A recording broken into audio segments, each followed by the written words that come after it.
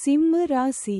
மகம் நட்சத்திரம் 1, 2, 3, 4 பாதங்களுக்கு.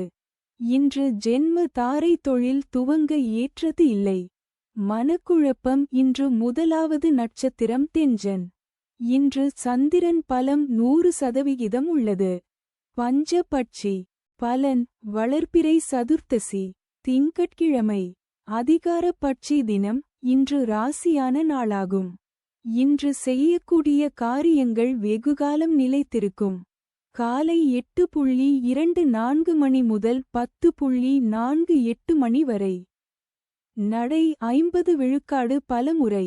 அலைச்சலுக்கு பிறகு வெற்றி.